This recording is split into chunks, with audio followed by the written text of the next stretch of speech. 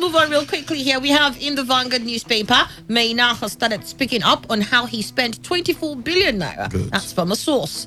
Maina has started speaking up on how he spent 24 billion naira. That's from a source. Illegal gun. EFCC hands over Maina's son to the police for prosecution. Well, illegal gun, I guess. And 9.6 billion naira PNID award matters arising. The 9.6 billion PNID award matters arising. That's also in the Vanguard newspaper this morning. Enough of tax burdens on Nigerians. Enough of tax burdens on Nigerians. You find details to that story in the Vanguard newspaper. Our democracy now for highest bidder. Senator Adokwe is the one speaking there. Our democracy now for highest bidder. Senator Adokwe. National Assembly or court jesters. National Assembly or court jesters. You find that story too in the Vanguard newspaper. In the Vanguard newspaper, we have here, we don't have certificate forgers as members. PDP replies APC. APC cries out, says PDP dead. Nigeria becoming one-party state. Uh-oh. APC cries out, says PDP dead. Nigeria becoming one-party state. You have all these stories in the Vanguard newspaper. And all right, jump right into some of them now to see what some of those stories have in their bellies. Maina has started speaking up on how he spent 24 billion naira. That's from a source. The embattled former chairman of the Pension Reforms Task Team, Faisal Abdurrashid Maina, has started speaking on how he spent the 24 billion naira. This is what Vanguard says it can confirm. A top EFCC official conversant with the matter told Vanguard that Maina had started speaking up to her on how he spent the 24 billion naira, which the federal government handed over to him in turn commercial banks to use and pay off millions of its retirees across the world. But in a twist that rattles the government and those who brought Maynard to the top job, the team under him merely embarked on globe-trotting, sharing the money with top government officials under the guise of going around the world to verify the biometric of Nigerian workers. According to documents at the disposal of the EFCC, which Maynard signed off as approved expenditures and receipts for overseas and local trips by the Pension Reforms Task Team, no fewer than 200 top federal government officials were captured as beneficiaries of traveling allowances for trips they did not embark on.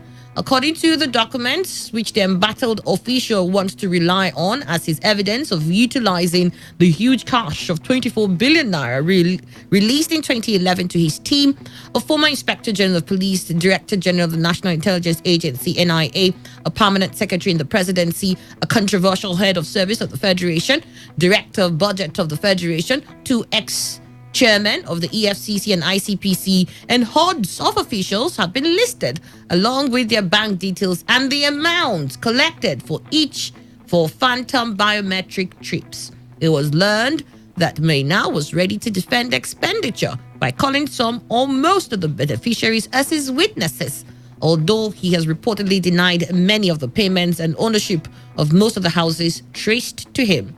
It was also learned that many of the top government officials who were listed as beneficiaries were aware that Maina's team had been making payments into their accounts, even though they did not make the purported trips.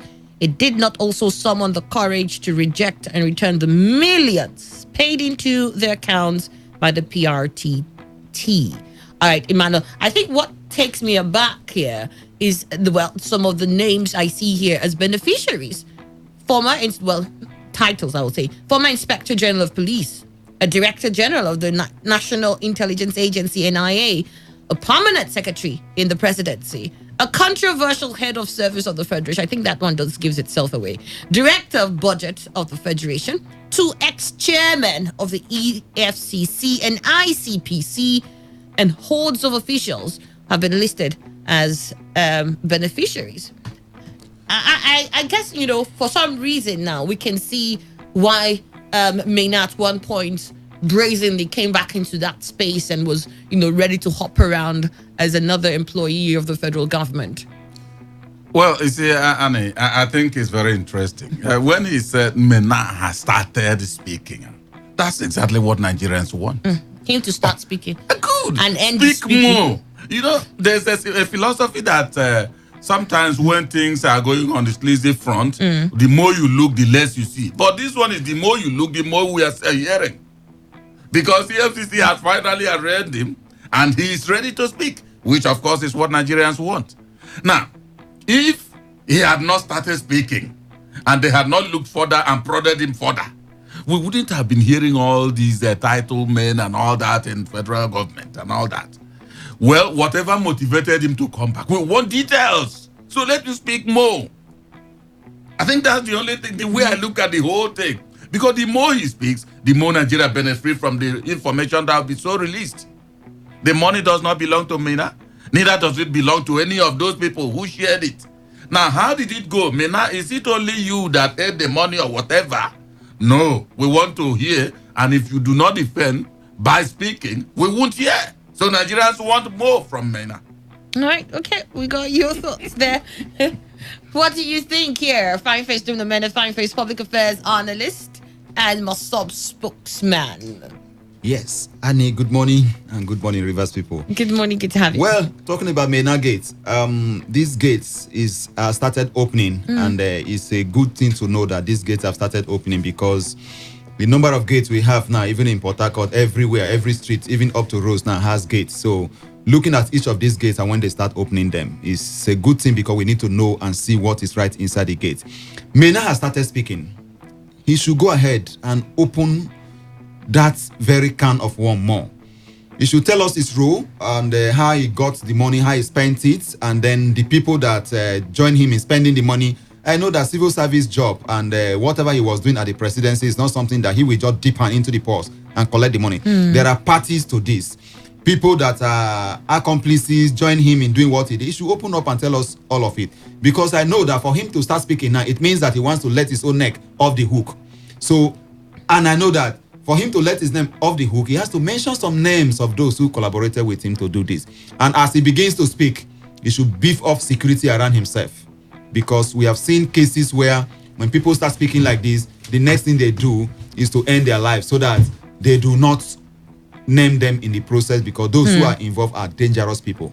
You know, I think Mena Gate will be one of those really intriguing gates Exactly. when we finally get the details of what happened and how it happened. Yeah. Because if there's any truth to this, that a one-time Inspector General of Police, a Director General of the National Intelligence Agency, a permanent secretary in the presidency, a controversial head of service of the Federation, a director of budget of the Federation, two ex-chairmen of the EFCC and ICPC were actually being paid certain amounts of money, running into millions into their accounts from the PRTT. And at no point did they say, we don't know why you're paying this money into our accounts, and please stop it. We don't know what this is for. It continued, and somehow it was a largesse they all felt. Before the money moves into that account, there must have been an agreement. There must have been agreement and a lot of discussions, even the night before. They should even go to the extent of investigating their emails,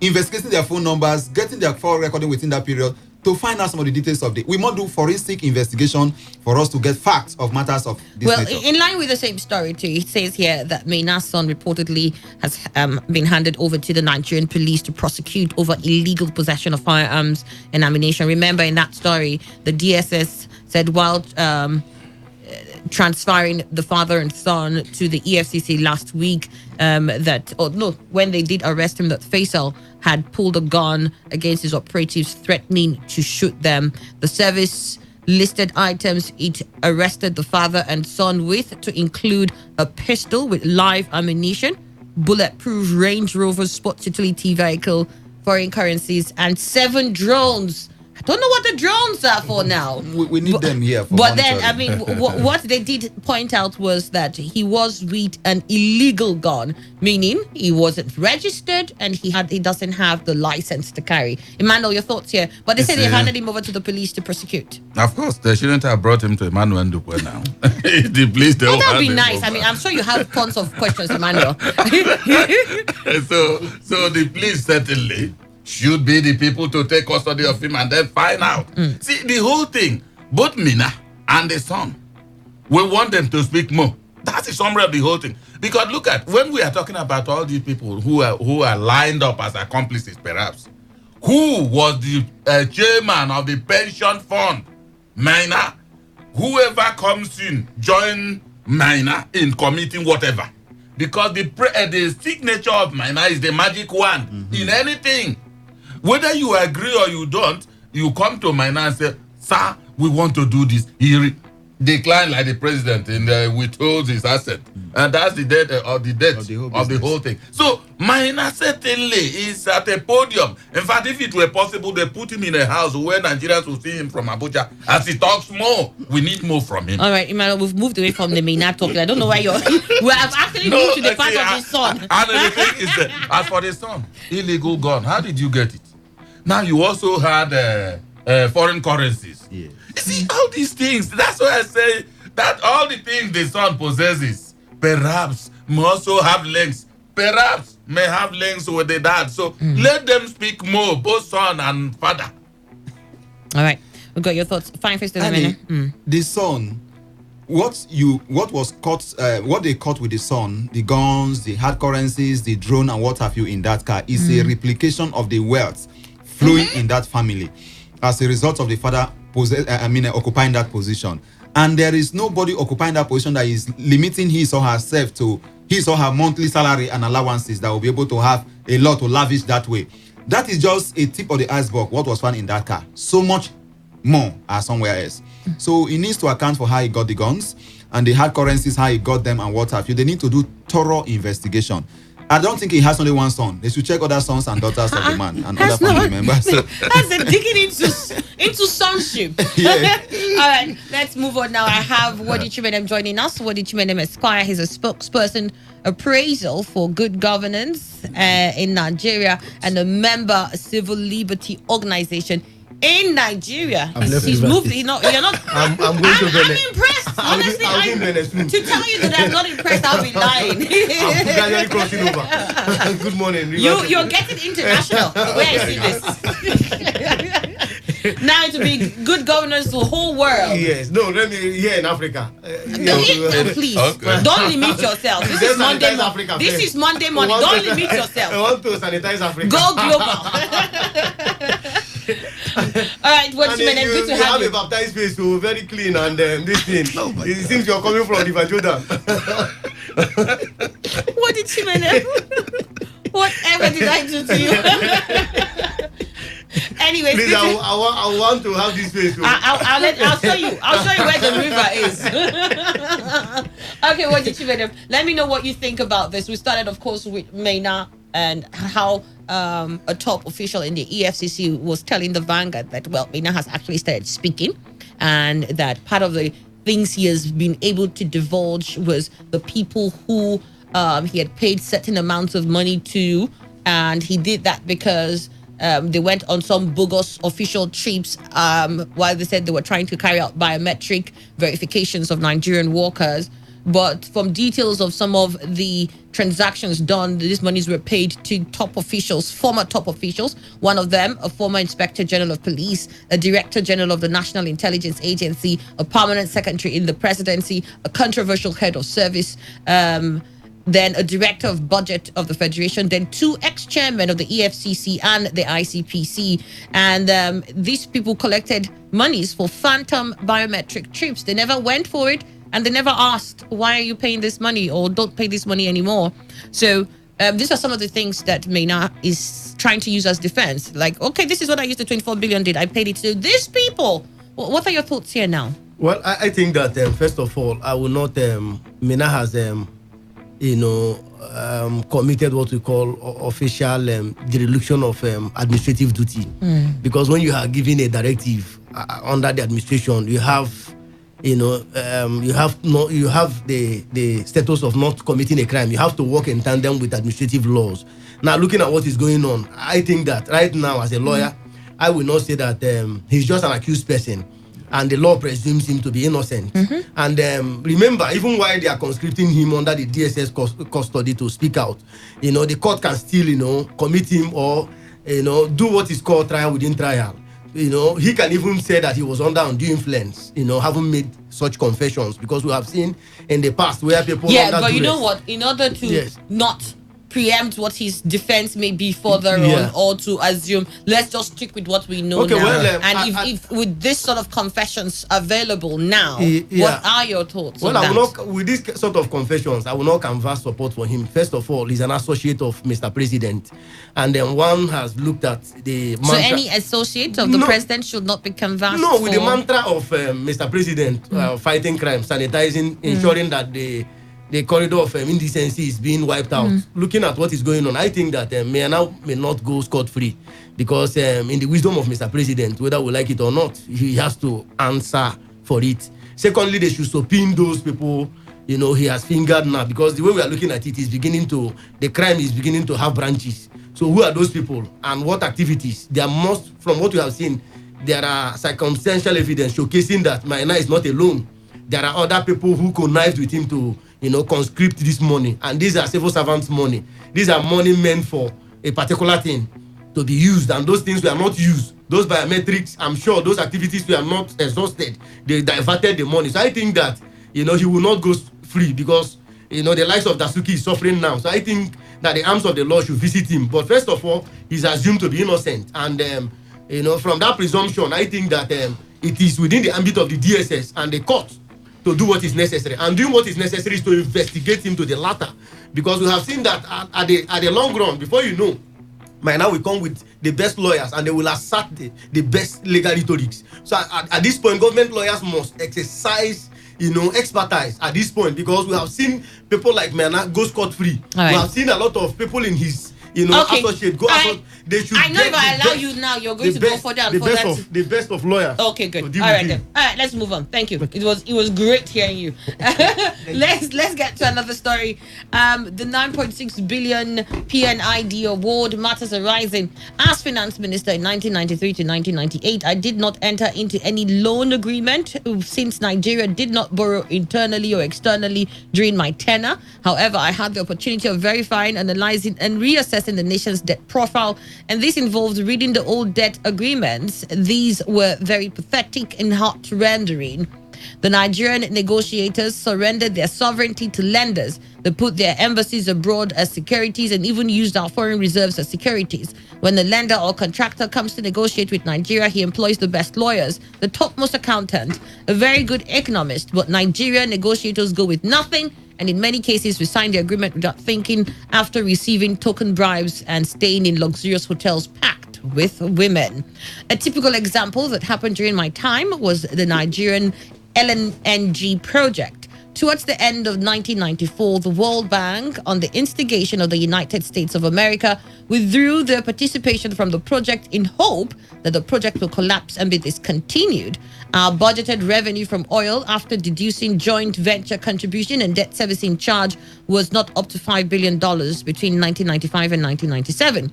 Yet I had to look for funds to fill the gaps created by the withdrawal of the World Bank, and by 1996, I had successfully filled that gap through monthly standing orders paid directly to Shell Oil Company Limited, the project coordinator.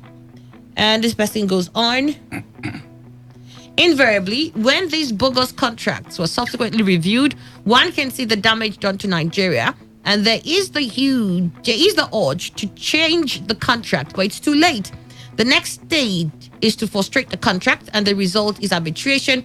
And even because of our carelessness, the arbitration is never in Nigeria's favor. The present award of $9.6 billion to the PNID, the Irish contractor, was not strictly a legal matter, but of very serious financial consequences. Yet Nigeria has not appointed any top firm of financial and actuarial consultants to look into the award in all of its ramifications and advise the government. I have not read the agreement with PNID or the arbitral award of the $6.3 billion being estimated profits the company will make in the lifespan of the contract, estimated to last 20 years. In addition, there is cumulative interest of $3.3 billion. The award was made in 2014 when the project had not even started. No one knows whether the project will have been completed in September 2019. The award was made by an arbitration, the membership of which was agreed by the Nigerian government. although the Nigerian representative awarded only $250 million. The British High Court has confirmed the award of $9.6 billion, and Nigeria is appealing to the British Court of Appeal. We have been fed with stories that the contract was fraudulently obtained, but I do not know whether this can be argued in the Court of Appeal. It was not pleaded in the court below. I suppose what we are appealing against is the excessiveness of the $9.6 billion being the expected total profits of 20 years to come. Apart from other financial information that may be gleaned from the contract agreement and arbitration award, any seasoned chartered accountant or financial or actuarial consultant will first of all look for present-day value of $9.6 billion re-envisaged in 20 years at the rate of interest used by the court to calculate the interest of $3.3 billion. It will be found that discounted amount will be minimal, and this is the figure of which interest will be charged, and we should use this to appeal at the Court of Appeal. Anything short of this will be a waste of Court of Appeal time. All right, I'm looking for who has been saying all of this. Yeah, it's very important. All right. Etubum Anthony A. Annie, he was Minister of Finance 1994 to 98. Of course, he did. It was a rejoinder, and for where it continued, I'm taken by the fact he says that he had the opportunity of verifying, analyzing, and reassessing the nation's debt profile. And he says the Nigerian negotiators surrendered their sovereignty to lenders. They put their embassies in abroad as securities and even used our foreign reserves as securities. When a lender or contractor comes to negotiate with Nigeria, he employs the best lawyers, the topmost accountant, a very good economist. But Nigerian negotiators go with nothing. And in many cases, we sign the agreement without thinking, after receiving token bribes and staying in luxurious hotels packed with women. Now, I'm taking what he said there and moving on to, of course, this issue where the courts have awarded PNID grants to seize assets worth $9.6 billion US. And, looking at the way the contract came to play in the first place, the federal government now is saying there was some fraudulent means to it and that there were issues that cannot be verified concerning the initial contract. And, of course, it doesn't hold water, according to what they're trying to say now. And, it just seems that for me, if I'm going by what Annie has said here, that when people come to do, international partners come to do business with Nigeria, they come with topmost financial analysts and economists, grade A negotiators. And that most of the time that this is done, it's to the disadvantage of Nigerians. And that those who represent Nigeria at the negotiating table usually are not even interested in what is best for Nigeria, because it's the bribe money that comes in, the luxurious hotels they're staying at, and of course the bevy of women that they can have at their beck and call. This just seems to be the immediate gains they are more interested in, and always come out of such negotiations short hand in Nigeria. You see, well, according to Annie. Good. Not this Annie, the other one there. No, certainly not Anthony this one that is with us. Yes. The truth is that there are also a lot of things that Anthony Annie doesn't understand according to that piece. He has not read even the contract terms and all that. So the fact is that the thing has reached where it has more or less departed from almost everybody. It's in the domain of the court. And I think the summary we should be waiting for is what the court will say. The only fear in us, in agreement with Annie, is that if you are going to appeal court to appeal that something should happen, while in the lower court, it was not even sought for. I really don't know whether the British court will act differently from the legal norm of giving you exactly or adjudicating on what you have presented before it. But it is something that whether there are sleazes or there are corruption, whatever, in the P&ID contract, there is nothing Nigeria can do again until we listen to that. But in the terms of coming with grade A negotiators, we've oftentimes talked about the egocentric interest of Nigerians. When they talk about patriotism and all the rest of them, everybody wants his own interest protected, not the national interest. Perhaps that is why government is now using the national interest to override even the human rights of individuals. Because people focus on what they will get from that, not what the country will benefit from. You see that these people came with these grade A negotiators for it to benefit them. But Nigerians will only be looking, according to Annie's pronouncement, once they are given bribes. I don't want to look at the other perquisites. But bribes, as soon as they get that one, because even the bevy of women they will go with, or they'll be there waiting for them, will be settled with the bribe they will receive. And so that is enough for them.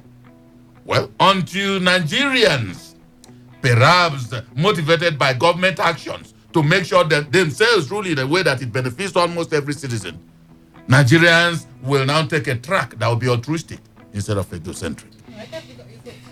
Well, thank you. Fine, First Amendment. Yeah, what I think in this particular P&ID case is that Nigeria didn't really do well. And I know why they didn't do well in negotiating this is because they don't and never put forward their best. We are in a country where they put almost everything in the corridors of politics.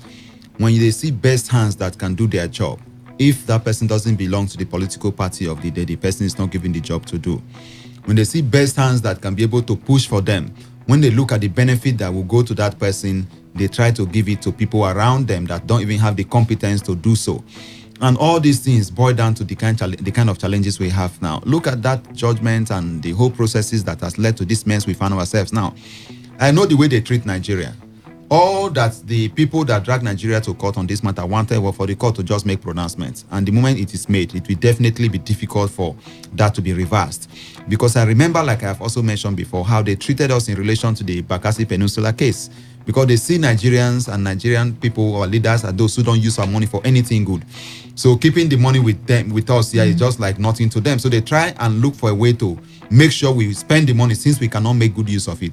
So I think that where we are now is a very bad situation. And I pray that something happens for us to see how we can disentangle ourselves from it, even if the money is paid, but not up to the amount that had been awarded by the court. All right, then. Got your thoughts on that. What did you mean? I think we won't dissipate the fact that we don't have legal disciples here in Nigeria. We have a lot of them, and they are ready to dish out their proficiency. The reason is that I've said it that what we need to do is that government should be able to learn how to, contract these lawyers who will, in turn, look at these cases. And I'm sure they've looked at it. The last time I checked, the Attorney General of the Federation, was looking at the case, and I'm sure the case file is within the ambit of federal government. But what we need to do is that there has to be fact-finding mission, because over the years, precedents have shown that Bakassi Peninsula is a locus classicus of how Nigerian legal system has fallen short of experts. But like I said, I think that the industry is growing every day, and what we need to do now is to drag out the cat from the pit. And how do we do it? Is for federal government to do what is needful, and what is needful is that they look at the contract document and identify where there are 40 grounds. Because if you look at it from prima facie, you will see that. Yeah, but that's what the government said, that they've identified certain areas that were faulty from the initial get-go, and that's what they're going to go to the appeal court. But Ani is also saying that he doesn't think that will hold any water since it wasn't established at the lower court. And he says because what he has come to realize is a pattern that when international companies go into certain negotiations with Nigeria, Nigeria doesn't get her best team to go for the negotiating table, or to go to the negotiating table, and that we're usually interested in our selfish benefits at that time. So we go into anything. So he says it's going to be really very difficult if that's what we want to go to the appeal court with. What he thinks is better is, we look at the figure that was awarded, because it's supposed to be a profit over time, and look at the real-time factors that can actually give us a figure that is more understandable than the 9.6 awarded. That's according to Ani. It will still go on appeal, because we have to appeal it. That's the first right of he's saying the appeal should be based on this rather than to say, look, this document from get-go is actually fraudulent. We couldn't have been able to establish that. We couldn't have been able to do. He says he doesn't think that would just be a waste of court of appeal time. So I think we should be looking at time. And at this time, there's what we call laches and acquiescence, which is time. Time is the factor. And there is a time limit at which you have to, file your appeal. And under the international laws, I think there is a time limitation. So what we need to do now is to build a cat. And in bailing the cat, even if we go out of court settlement, I tell you, there are factors that are there to ensure that this money goes to their pocket. And these factors are not just foreign factors, there are Nigerian factors. And how do we do it? We shouldn't go through the multi-dog process where we want to say out of court settlement. We'll have to follow it on appeal after appeal. I think there will be chances to ameliorate the bogus price. Okay, all right, we'll got your thoughts there. We have joining us Chief Lovedale Okere. He's a social political analyst and community leader. Good to have you. Good morning. Good morning. What a way of joining the team this morning. All right, so let's have your thoughts on this. Ali, this issue, I don't like discussing it because it's one of the things that offends me as a citizen of this country. We have international and legal luminaries who are more strong in confusing Nigerians whenever judgment is delivered or whenever there are political issues in Nigeria. They are not strong enough to lead Nigeria in the right way when it has to do with the bilateral agreement. You see, I'm afraid in this matter that Nigeria we're already in a disadvantaged position. And I'm afraid because there are fundamental questions that I have asked and I'm yet to get answers. These questions are, if we are saying that there were fraudulent intents in that particular agreement, the people or the persons that represented Nigeria, did they impersonate any person? Were they legitimate persons, as it were, at that particular period to represent Nigeria into that agreement with PNID? If the answer is yes, it means Nigeria has lost that particular argument or point of appeal.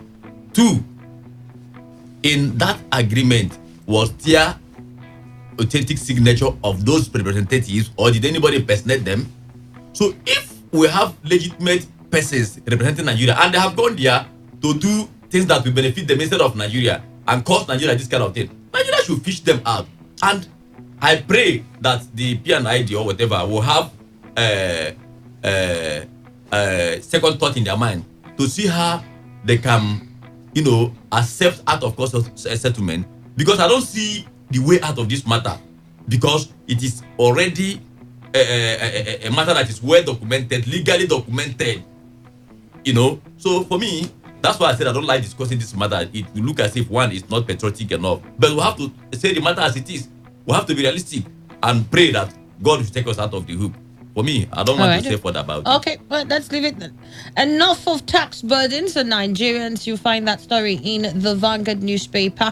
Enough of tax burdens on Nigerians. Since the evolution of government, tax imposition on people has always been a vexatious issue, and revolt against taxes considered unjust had played significant roles in collapse of empires like the Egyptian, Roman, Spanish, Aztec, similarly the Magna Carta.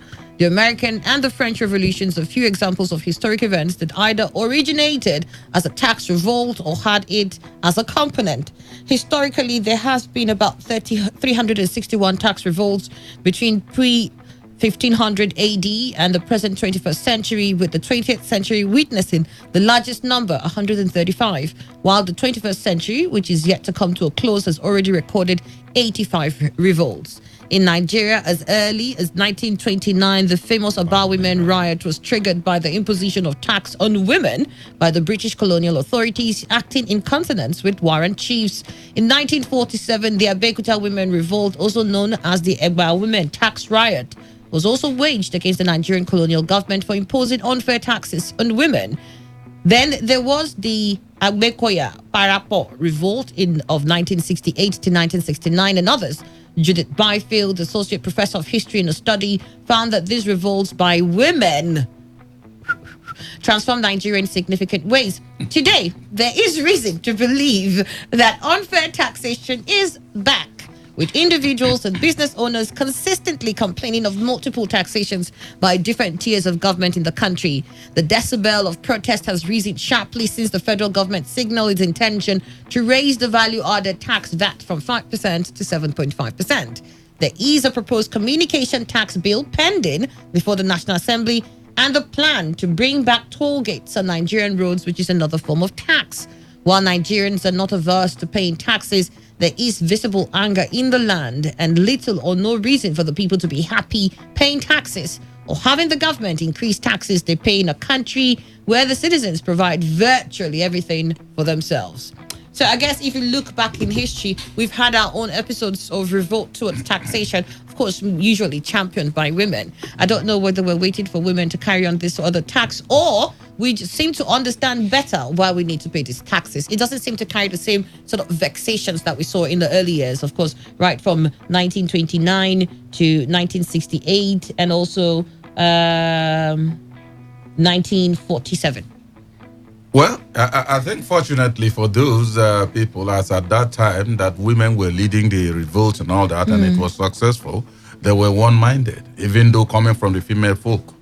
But right now, I think the divisions has crept into many minds, including women themselves, that even if you give them tax today, they may not even be able to organize themselves like in the time past. The issue is that government is also wiser. The way they've gone with the VAT, I don't think anybody will come out and file out for a revolt. I don't think so, because like I've said, they've destroyed the unity of mind of the citizenry. Who is certainly going to fight? On what grounds? But if people decide that they will do such, we are yet to see the signs. All I know is that Nigerians, like that heading says, should not be bearing all these tax burdens. It's becoming too much. All right, okay. What do you think, Fine First Yes, tax burden and revolt has been part and parcel of our lifestyle. When you started reading that, I was just thinking whether the writer would not talk about the Aba Women riots of 1929, and that was mentioned. It's because of tax. Now, Nigerians are not bothered much if they are taxed, and the money for which they are taxed is used to develop them and make something that they can see visible. Because to me, I don't think we are even paying tax in Nigeria. We own property, we don't pay good property tax. In other climes, you buy a house, you will still be paying every year to the government for your house to be there. You park your car, you have to pay. A lot of things you do, you have to pay. Even in some parts of the country, if you erect signposts, you have to pay for your signposts. In some parts, it's not practicable. But what I'm trying to say is that if you tax Nigerians and you use the money to do something they can see, they'll be willing to pay. But a situation whereby you tax Nigerians to increase your wardrobe, to increase your number of cars, to send your children abroad because you're occupying public office, Nigerians will continue to revolt against any unnecessary taxes. Right. Like the president gave a directive that any property confiscated in the name of corruption should be sold and the money paid into the treasury for the development of Nigeria or for spending. I don't like that.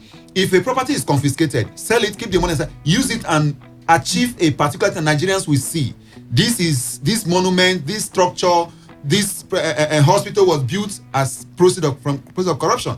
It will be a good thing to do. So we'll be ready to pay tax if we see what our tax money is being used for. All right. Okay, we got your thoughts. What did you mean? I think the consciousness for a harmonized tax has been the bane of Nigerian problem. Even in the state here, you can see that a lot of multiplication of tax and tax evasion and double taxation has been another problem. Well, I think until we start as Nigerians to create a consciousness where people will begin to understand that it is our right to know where the monies are going each time we are being double taxed or each time we are taxed. Because I know that we cannot dissipate the fact that people are not paying tax. I know that so many are paying tax. So, but what in returns, what are we having as Nigerians? I overheard a pupil who was saying on air that they've not gotten anything from Nigeria. That was on Independence Day. So what do we have in return? So I think the issue of harmonized tax, and secondly, what we are being taxed for, there must be a true manifestation of the taxation that is collected from individuals, particularly in Nigeria here. We are yet to see what they are using these monies for.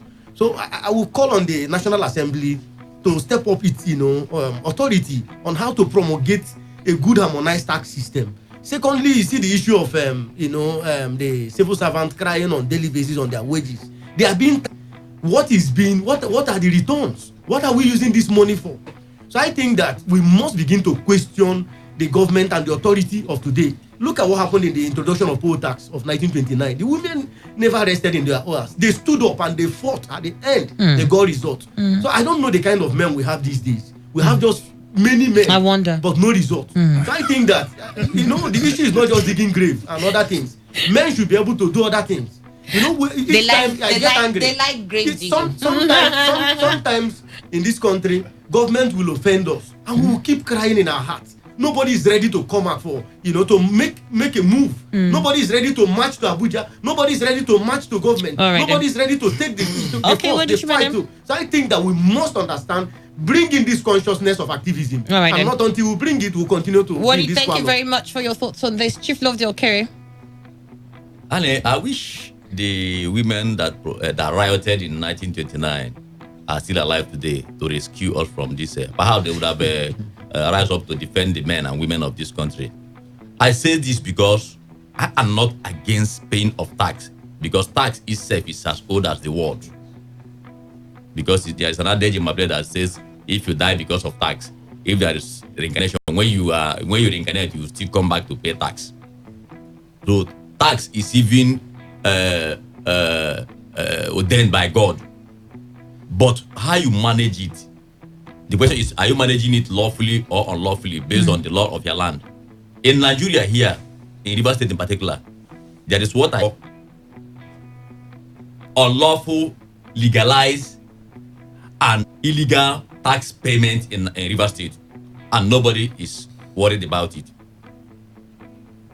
I said it's unlawful, legalized, and illegal in the part that if you go to some areas in Port Harcourt here, you will see that some areas are divided into, there are certain persons that collect money from shops from those areas, and the money does not go to any government coffers. And if you don't comply, the group of boys will come and pack your loads to a particular area where they call their office. And these people comes to collect this money with police. With police, they will intimidate you, they will collect this. It's happening in different areas. But over time, you will hear government advertising on air that never you pay tax to anybody, never you pay money to anybody's account. You must pay the money to so government account. But when you report this matter to so areas, you will get nothing, because it's as if those people are being compensated politically or in one way or the other. So you begin to imagine, you begin to wonder what is actually happening. Whether we no longer have constitution, we no longer have law in the country again. That one is that. The other way again is the informal tax paying in Nigeria that has been almost made the tradition of the country. Where you and I know that the water I'm drinking in my house today is a borehole I drink by myself. The light I use is powered by myself. Everything that government needs to do, hospital, everything. Now, Nigeria is gradually going into maintaining our roads. Looking for, if you go to some streets, they are already buying this material to put on their streets, otherwise they cannot pass. So how are you saying that the people are not paying that? Nigeria is overpaying. In fact, not even overpaid. I don't know any word to use again over it. So the government must rise up, provide these amenities so that you standardize the way of tax paying, so that once you are engaged in any employment scheme, the tax you pay is specified there. You specify there. You don't know that you are formally paying this tax, and this is where it's going into. So, my dear, it's terrible in this country. All right, then we got your thoughts on that one. And unfortunately, we have to wrap up. We do have a break before the top of the hour. So, gentlemen, thank you very much. That's the last story. Enough of tax burdens on Nigeria. And we also have here our democracy now for the highest bidder. That's from a senator. We'll probably look at that too in conjunction with another that says National Assembly or court justice. We're looking forward to having that as a conversation for Opinion Poll. Do stay with us. The news update is at the top of the hour.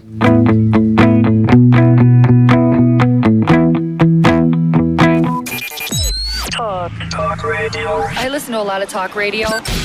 95.1 FM. Thanks. So it's 8:55. You're listening to Today 95.1 FM, Voice of the People. Good to have you, Lisa. Thank you. So I had to come so you wouldn't miss me. Yeah. Allow me, please, to hide myself. Allow me to hide myself. Good morning. A beautiful week to all the listeners. So while I was on my way here with some of my younger colleagues, the new driver said something. He said, Ma, do you know, some years ago, through my Hollow pipeline, they were practically begging people to buy properties there for 100,000 naira. That the villagers, they were willing to sell. That some people that even had more plots to sell, they were going as low as 50,000 naira per plot. Some people bought, some people said it's a bush that they were not buying. But look at it now. On the major road there, on the road there, you get for 9-10 million, and inside the streets, you could get for 6-7 million. Land is very important too. And he's just a new driver. He's not even yet inducted. And he was saying this thing. And this cropped up because there was this poster we saw of a pastor that is to celebrate his 57-year birthday. So he was like, 57, the same driver before the conversation. He was like, was it not just yesterday? I knew when he was celebrating 50 years. And I said, that's the importance. That's it. You don't wait to buy real estate. You buy real estate and you wait. That's the investment of land. That's the way it is. And because you'll be like, the prospect in this area is like 4 years from now. The prospect in this area is like 3 years from now. I don't have that patience. And the next thing you know, 4 years from then, and you're looking back and you don't have anything. You have nada, nothing. And it could be, yes, because the way the money works is some people feel, okay, it's just always going to be there. Sometimes, yes, it's there. As you predicted, it's always there. But the truth is, if you don't invest it, you may reach tomorrow and it's not there with you. That's the truth. When opportunities face you, just always grab them. Okay, do your analysis. What's the risk involved? What and what, And the truth is, if you get a landed property that is very genuine, you have a minimal risk of losing that property. Very, very minimal. And now we're saying we've got beautiful properties where you can invest in. If you want the ones for investment, if you want the ones for buy and build, there are different reasons why you can own properties. Like I was telling a friend, I said, even if you want to buy in the estate, you live in your own house now, you're wondering, okay, why should I buy in the estate, own my own house? There are different reasons. Companies keep looking for guest houses for their staff. So what's there if you build and use it for commercial purposes, commercial letting?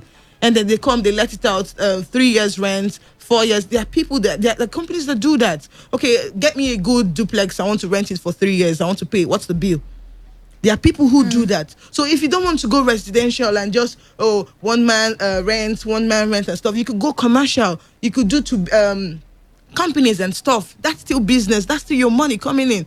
But you don't just if I'm telling you, if you haven't added real estate to your investment portfolio, you're still sitting on I'm not going to continue that part. But I'm serious. You need to start thinking about it. If you feel you don't have the money to buy as much, as start on a low scale. Buy landed property. If you've got the money to do the investment in large scale, you buy in commercial areas and you start developing. You can buy, secure, and keep. Just know it's always going to appreciate. A friend of mine was telling me about a property where he bought about 50 plots for about 11 million. But now a plot there goes about 5-6 million, and that's money for a plot. Now times it by 50, that's money. Real estate investment is beautiful. You don't need to start wondering, it's something that you buy when they've mowed the lawns, everything, but you sell with trees and grasses for as high as. So why are you waiting? What are you waiting for? Saturday inspection was lit. We've got inspection this Wednesday and Saturday this week. Why not join us for inspection? You can even come to our office for inquiries. And my office is at Inyaweli in Sirim Layout, off Tombia Extension, GRA Phase 3. You want more direction? It's not even far from Mandela Car Wash. It's not far from Liverpool Hotel, just after the canal there. Okay? Or you could just call me. Give me a call and then we'll get talking on 070-6264-1169. If you want to save it to when you have the finances, please save it. If you're interested, you want to invest, you could give me a call or you text, I'm interested. You want me to book for inspection on Wednesday, on Saturday.